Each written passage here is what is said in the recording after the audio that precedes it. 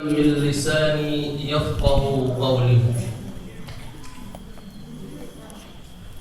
وقال الله تعالى في القرآن الكريم: نعوذ بالله من الشيطان الرجيم.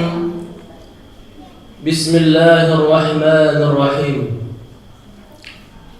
قل يا عبادي الذين أسرفوا على أنفسهم لا تقنطوا من رحمة الله إن الله يغفر الذنوب جميعا إنه هو الغفور الرحيم. صدق الله مولانا العظيم. Anggu-anggu, bapak-bapak, ibu-ibu, hadirin dan hadirat sidang jamaah salat tarawih yang dirahmati oleh Allah Subhanahu wa taala. Kembali kita mengucapkan syukur alhamdulillah kepada Allah Subhanahu wa taala atas segala limpahan rahmat dan karunia-Nya. Alhamdulillah, pada malam hari ini Allah masih mengizinkan kita melaksanakan ibadah salat Isya tadi yang telah kita laksanakan, dan pada siang harinya kita juga telah selesai melaksanakan ibadah puasa. Kita bermohon dan berharap kepada Allah Subhanahu wa taala, mudah-mudahan seluruh rangkaian ibadah kita yang lakukan di hari ini dan di hari sebelumnya diterima oleh Allah Subhanahu wa taala dengan penerimaan terbaik di sisinya. Amin amin ya rabbal alamin. Dan mudah-mudahan Allah masukkan kita ke dalam golongan hamba yang pandai bersyukur, abdan syakura, yaitu hamba-hamba yang selalu bersegera untuk melaksanakan ketaatan dan kepatuhan atas perintah Allah Subhanahu wa taala. Ketika datang panggilan Allah melalui salat, azan yang dikumandangkan oleh muazin, dia bersegera. Ini tandanya ada rasa syukur di dalam hatinya. Rasa syukur ini tidak lain, Bapak dan Ibu, adalah rasa terima kasih kita kepada Allah Subhanahu wa taala. Dengan kita bersyukur atas nikmat Allah itu, mudah-mudahan ditambah oleh Allah Subhanahu wa taala. Sebab nikmat yang Allah berikan ini sungguh sangat banyaknya. Mustahil bagi manusia untuk menghitungnya. Wa in ta'uddu ni'matallah la tuhsuha. Contoh sederhana Bapak dan Ibu, andai kata saraf awak tersumbik, apa terjadi? Kalau tersumbik pada bagian kepala, pecah di kepala, maka jadilah stroke kurang tu. Syukur alhamdulillah dawak ni Bapak dan Ibu. Ale dah ada sumbik dah. Ada nak sumbik? Alhamdulillah. Bara banyak tuan, saraf-saraf yang ada di dalam tubuh awak lancar sekali. Lancar, bisa dituang saraf-saraf yang ada di tubuh manusia mustahil dari cie 2 3 sampai tabara jumlah wallahu alam wa pasti saraf awak tersumbik salah segitik berpengaruhnya kepada anggota tubuh lain. Kalau Bapak Ibu tak percaya, orang cuba cari Bapak dan Ibu. Kalau orang telah terganggu saraf yang ada di otaknya, inyo stroke, maka akan terjadi pengaruh kepada anggota tubuh lain. Alhamdulillah. Tadi siang lah sempat tu mungkin kalau awak yang kepara, alhamdulillah mencakup lay kuat. Awak yang berdagang hari itu, alhamdulillah ledak panjang doh, ledak beda lah lebih 30,000, 50,000, alhamdulillah doh. Kadang-kadang mato kan, balik no harus 20,000 tagihan, 50,000. Itulah karena saraf mato doh. Alhamdulillah serononya berjalan dengan lancar dalam waktu tubuh awak. Begitu banyak nikmat yang Allah berikan itu di saraf awak sama pada dia. Jalur lain. Nikmat yang Allah ajar ke siapa? Ke keluarga awak. Karena awak ke cucu awak seluruhnya alhamdulillah dalam sehat walafiat. Cuma kalau kini awak berada di rumah sakit mungkin kok cucu masuk rumah sakit, kok keluarga masuk rumah sakit. Ala baralu pikiran awak tu. Alhamdulillah. Jadi banyak sekali Bapak dan Ibu. Makanya kata Allah, wa in ta'uddu ni'matallah la tusuha. Kalau engkau menghitung-hitung nikmat yang kuberikan kepada engkau, tidak akan pernah terhitung. Begitu saking banyaknya Bapak dan Ibu. Bersyukur kita Allah masukkan kepada abdan syakura. Mudah-mudahan terjauh Bapak dan Ibu dari golongan hamba yang tidak pandai bersyukur. Satu, panggilan Allah melalui muazin inyo hiraukan. Panggilan ibadah puasa inyo hiraukan. Nah ini ku tando tando lata cabui rasa terima kasih, tando rasa syukur kepada Allah Subhanahu wa taala. Bersyukur kita terjauh dari hal yang demikian. Hamba-hamba bapak, ibu-ibu, hadirin dan hadirat sedang jamaah salat tarawih yang dirahmati oleh Allah Subhanahu wa taala. Pada malam hari ini sesuai dengan judul yang diajarkan kepada Ambo, sesuai dengan tertera mungkin ya Allah dipajang mungkin oleh pengurus, yaitu kita membahas tentang bijak dalam bermedia sosial. Nah itu judul yang diajar kamu. Tapi yang mau cari di siku nampak di jambo jamaah mak ambo ko nampak aktif banget nampak di media sosial. Oh iya betul no. Iya mama. Sama mama siku yang ada Facebook mama wah. Yang ada Instagram lah ya mama siku. Lari dicucuak, lari dia nakwa. Nah, pada malam hari ini ambo hanya ingin sampaikan kepada ibu sebuah hadis Rasulullah sehubungan dengan media sosial dan banyak logo media-media yang lain. Sebuah hadis, tidak akan bergeser kaki seorang hamba pada hari kiamat nanti. Nah, pada hari kiamat nanti kita akan dikumpulkan Bapak dan Ibu. Tidak akan bergeser kaki kita nanti ya, sebelum nanti kita akan ditanya akan 4 hal. Berapa? 4 hal nanti. Kalau nak awak di situ sentaru itu, tak. Nah, aturan pertama. Yang pertama kata Rasulullah adalah umur. Untuk apa telah engkau gunakan? Balik dia awak ke media sosial tadi balik.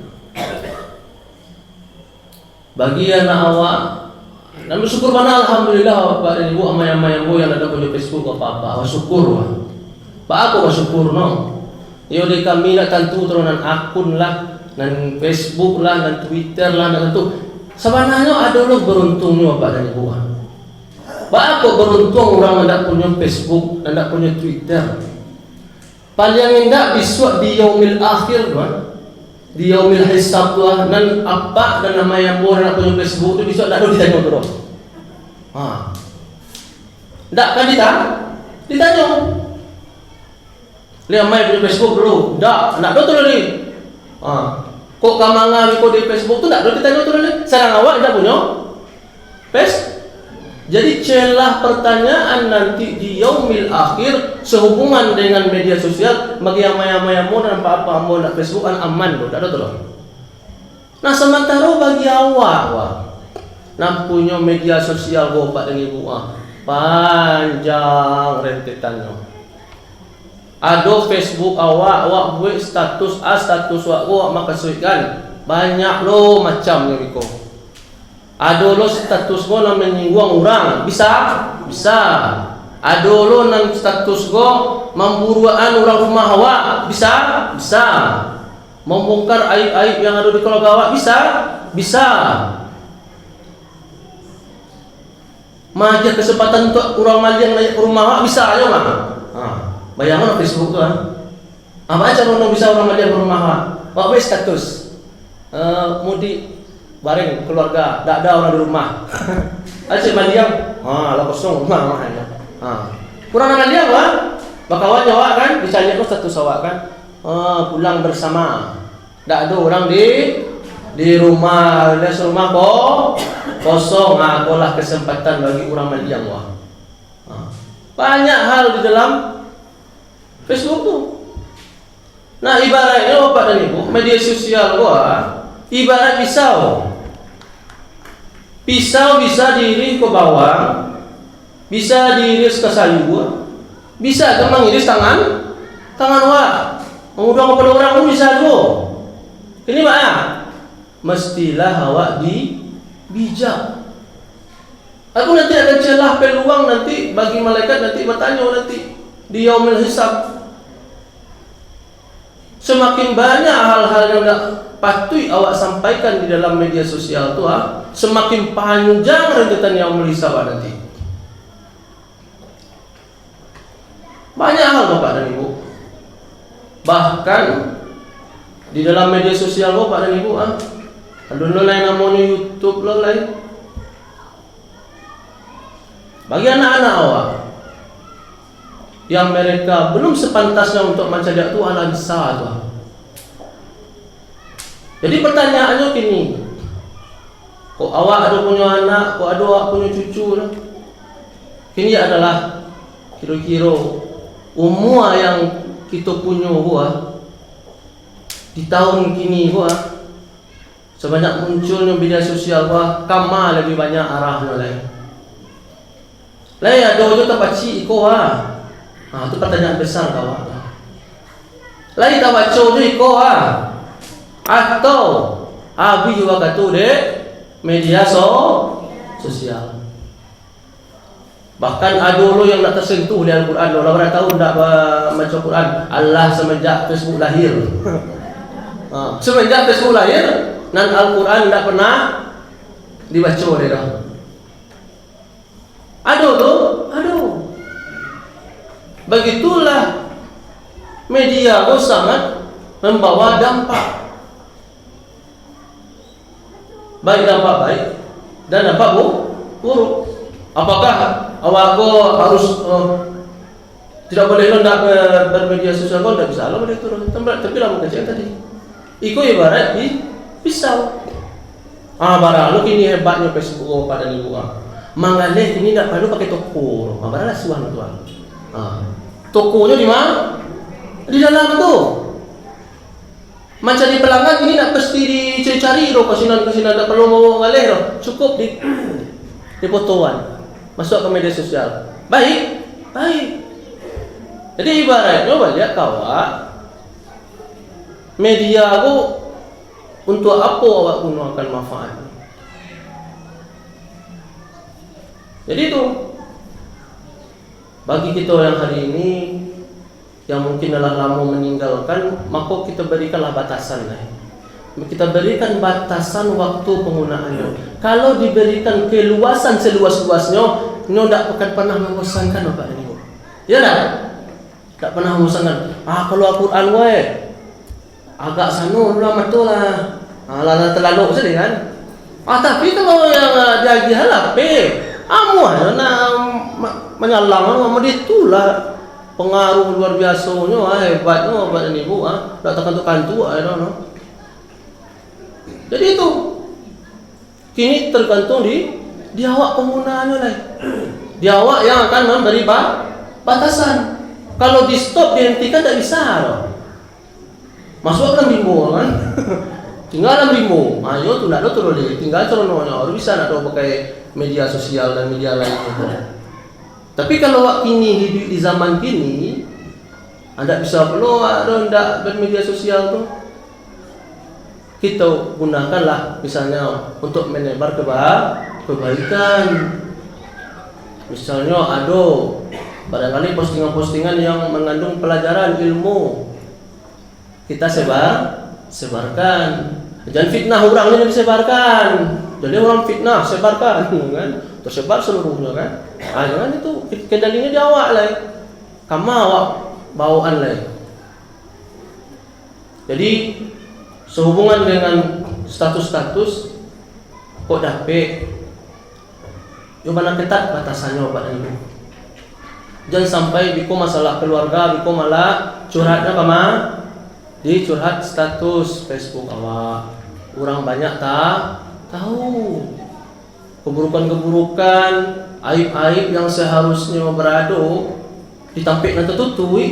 gara-gara ada status Facebook di situ, oh dek ribu orang, amuh terjadi perang belum? Itu yang terjadi. Jadi kini Pak Acarono, ini kita batasi penggunaannya dan kita awasi lah penggunaannya tuh. Dan bagi yang maya-maya mau dan apa-apa ambo, yo awak nak pandai benar wah. Minimal wah dicari keluarga awak yang sedikit banyak tahu tuh nah. Kalau untuk menjelajahi dunia Facebook di dunia maya awak pada ibu memang harus menggandeng orang yang tahu juga pada ibu. Karena penjelajahannya di luar batas kok, tak terbatas malahan kok. Konten-konten ini itu Pak dan Ibu dibuka lah satu konten yang tidak senonoh wah. Nah, konten-konten yang agak berbau berbau yang tidak baik wah. Itu Biko tuh otomatis keluar yang lain tuh. Dulu sistemnya dibuat orang itu. Begitupun sebaliknya. Kalau diklik konten-konten misalnya pengajian agama atau apa acaranya, nanti akan datang. Itulah hebatnya. Jadi kalau seandainya sampai salah klik, apalagi dia anak-anak awak, itu sini kok Pak dan Ibu. Jadi Pak, minimal tentu juga awak. Cobalah cari histori anak-anak awak kamasin menjelajah. Itu harus tahu Pak dan Ibu. Histori itu artinya lah kama-kama saya bisa dicari apa ya? Kama-kama menjelajah itu ada cari di pengaturan itu histori itu penjelajahnya kama-kama saja kok. Riwayatnya buka-buka situ-situ so kama saja bisa nampak. Asal indahnya awal harus tahu tuh Bapak dan Ibu. Kalau indah, lah kama-kama dijelajahi oleh anak awak dan keluarga awak yang awak dah tahu. Kemudian Bapak Ibu, selanjutnya yang ditanya nanti, ilmu sejauh mana kita amalkan. Nah, aku pertanyaan yang kedua nanti, ilmu yang kita miliki ini sejauh mana yang kita amalkan. Nah, sehubungan dengan amal Bapak dan Ibu, ngan salamu ko mungkin keyakinan awak basamu mungkin Bapak dan Ibu. Nah, selama awak berpikiran nan kamu masukan awak ke dalam sarugo nanti ya amal ibadah awak, amal kebaikan awak, amal kebajikan awak, amal-amal yang lain itu nanti yang akan memasukkan awak ke dalam surga. Ya itu salam awak, sedekah yang awak ajihan, pertolongan yang awak ajihan, salat yang awak lakukan, ibadah-ibadah yang lain yang awak lakukan, yang salamu awak menyangku amallah nanti yang akan bisa memasukkan awak ke dalam surga.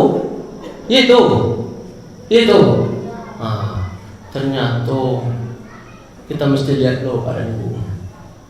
Kalau kita hanya berpegang kepada amal awak, kata Rasulullah, bukanlah amal nanti yang akan menyelamatkan kita.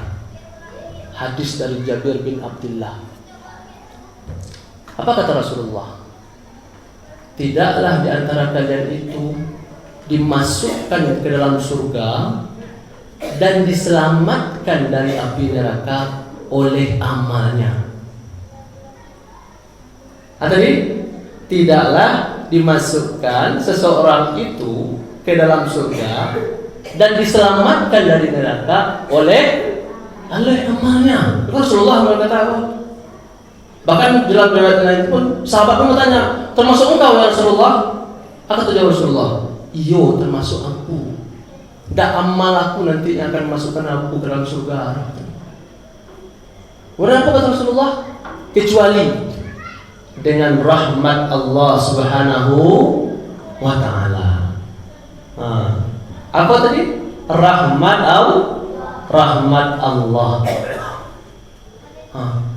Jadi awak lah semayang, awak lah puasa, awak lah melakukan ibadah kebajikan. Ternyata kata Rasulullah, bukan amal-amal itulah nanti yang akan memasukkan awak ke dalam surga, tetapi rahmat Allah. Ada sebuah kisah yang disampaikan oleh Jibril kepada Rasulullah.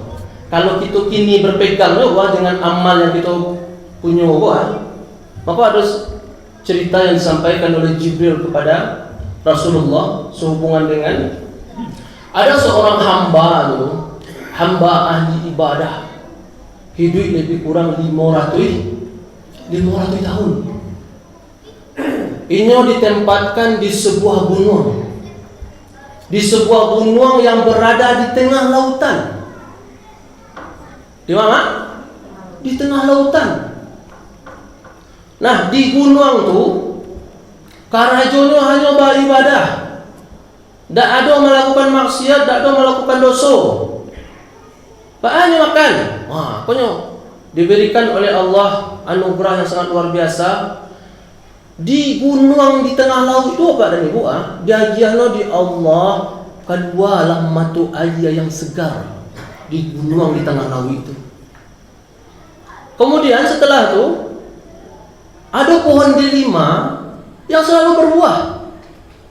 Jadi dengan itulah hamba yang taat itu makan dan minum. Karajono hanya beribadah saja kepada Allah. Tak ada memikirnya lain Kan taat taat. Kemudian memintalah hamba yang ahli ibadah kepada Allah. Berdoanya, ya Allah, matikan aku dalam keadaan bersujud. Bayangkanlah Pak dan Ibu, 500 tahun usianya, beribadah sepanjang hidupnya, tidak ada melakukan dosa dan maksiat kepada Allah Subhanahu Wa Taala.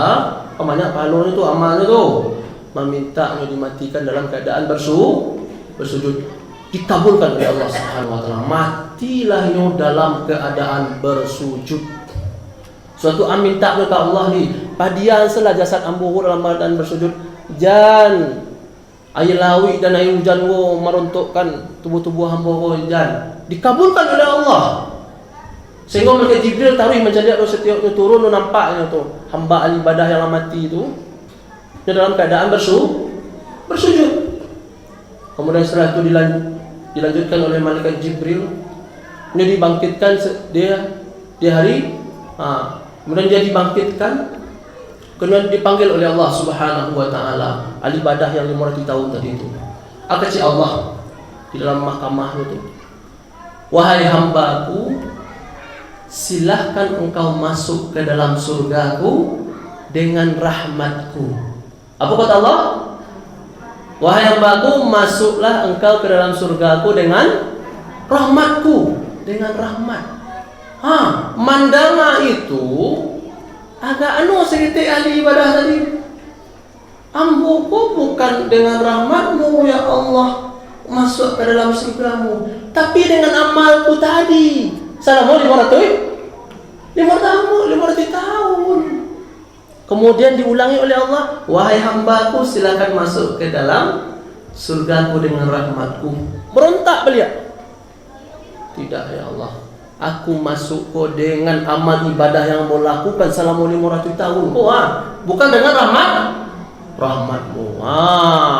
Setelah itu terjadi kepada ibu, dipanggillah malaikat.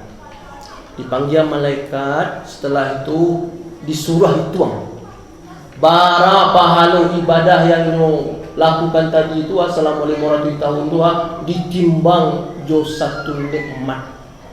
Nikmat atau penglihatan bayangan cik mata saya bapak dan ibu nikmat mata saya dia oleh Allah Subhanahu Wa Taala kepada ahli ibadah tu ditimbang jo amal ibadah nona 500 tahun kalah jauh.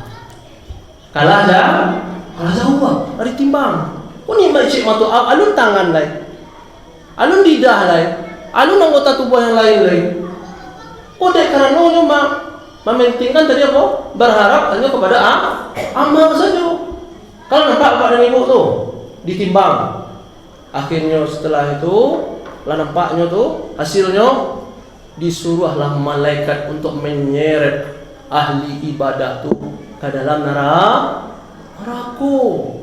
Nah, bersiaplah malaikat untuk menyeretnya ke dalam neraka, karena tadi hanya berpegang dengan amal saja. Kemudian setelah tu, ketika hendak diseret ke dalam neraka tu, berserulah nyo. Berseru hamba yang ahli ibadah tadi tu, wahai Allah, masukkanlah aku ke dalam surgamu dengan rahmat. Dengan rahmatmu katanya. Takkan abana nyo balik. Takkan abana nyo balik. Karena tadi hanya mengandalkan amal. Akhirnya disuruhlah oleh Allah Subhanahu wa taala kembalikan ke Allah. Kemudian diajukan oleh Allah Subhanahu wa taala pertanyaan kepada hamba yang ahli ibadah tadi. Pertanyaan Allah tu luponyo. Siapakah yang telah menciptakanmu yang dulu kamu bukanlah siapa-siapa? Jawab dari hamba tu, Engkau ya Rabb. Kalau tidak diciptakan oleh Allah, tidak ada tu 20,000 luponya tu. Bayangkan tu. Luponya. Siapa yang telah menempatkanmu di sebuah gunung di tengah lautan keluar lo matu air harusnya kan air no asin tu badan ibu tapi ku air no segar bisanya minum. Kemudian ada pohon delima dia oleh Allah Subhanahu wa taala untuk bisa makan, luponya tu. Nanti andalkan tadi cuma amal ibadah. Kecilnya Engkau ya Rabb, baru terkena bana balik. Siana lah bagi engkau kekuatan untuk beribadah selama 500 tahun. Engkau ya Rabb, nak tahan dia. Takanalah dinyo. Rahmat Allah, kasih sayang Allah jauh lebih besar yang you dapatkan lain. Jauh lebih besar. Kemudian setelah itu bapak dan ibu, siapa pula yang telah memenuhi permintaanmu ketika engkau meminta untuk dimatikan dalam keadaan bersujud? Engkau ya Rabb. Tak taloknya. Akhirnya bapak dan ibu, akhirnya setelah itu kan nyalahnya sesali takananya maksudnya rahmat Allah, karunia Allah itu sangatlah luas, sangatlah luar biasa besarnya Tak terhitung dalam buku yang tadi itu. Wa in ta'udu ni'matallahi la tusuha. Lupa dek kerana mengandalkan ibadah saja. Kemudian setelah itu bapak dan ibu dimasukkanlah hamba tadi itu ke dalam surga. Jadi kalau kita hanya mengandalkan amal saja bapak dan ibu, Imam Al-Ghazali saja bapak dan ibu, mungkin bapak dan ibu adalah membaca mungkin. Imam Al-Ghazali itu bapak dan ibu juga pernah bermimpi. Sehubungan dengan rahmat Allah. Pernah bermimpi berdialog dengan Allah. Mimpinya ini yang disampaikan oleh Imam Al-Ghazali. Dialognya dengan Allah disampaikan oleh Imam Al-Ghazali. Wahai Al-Ghazali, dengan apa modal engkau nanti menghadapku, kata Allah. Apa jawab dari Imam Al-Ghazali di dalam mimpinya tu? Aku menghadap engkau ya Allah dengan amal kebaikan dan seluruh karya-karya dan kitab-kitab yang telah aku ciptakan. Kau banyak bapak dan ibu, luar biasanya Imam Al-Ghazali, tokoh tasawuf, filsafat, karya-karyanya banyak, ilmunya lawih. Allah. Apa kata Allah Subhanahu wa taala? Aku tidak menerima semua amal kebaikanmu, kata Allah Subhanahu wa taala.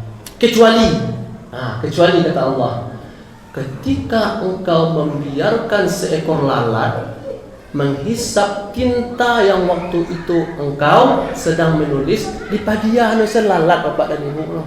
Lalat tu sedang menulis Imam Al-Ghazali sudah tu tiba lalat ingguknya tampil tinta itu di padiah lah di Imam Al-Ghazali lalat tu untuk minum tinta itu.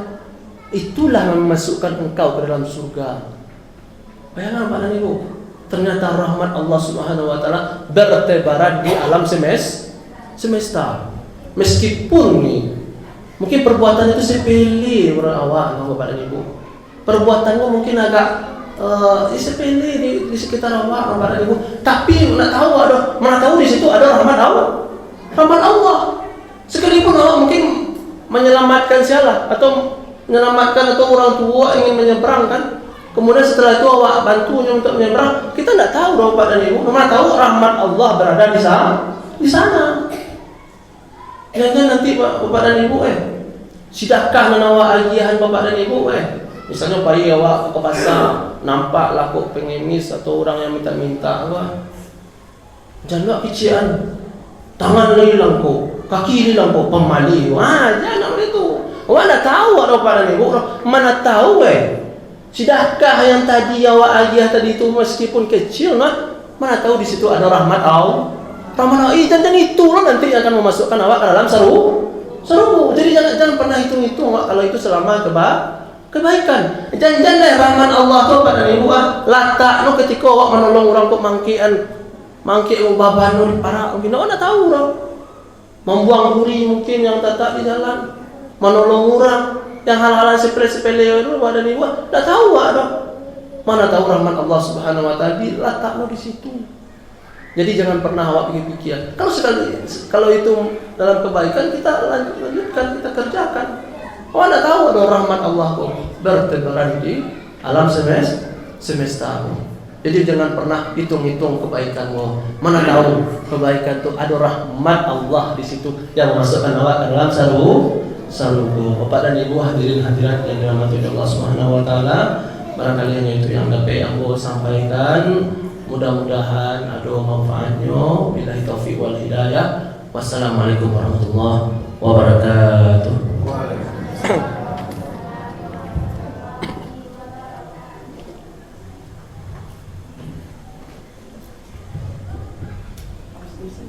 Terima kasih banyak kita berikan kepada Ustaz. Semoga apa yang disampaikan Ustaz dapat kita makan dalam kehidupan sehari-hari. Saya sebagai pembawa acara, bila ada kata-kata saya yang salah mohon dimaafkan. Wabillahi taufiq wal hidayah. Assalamualaikum warahmatullahi wabarakatuh.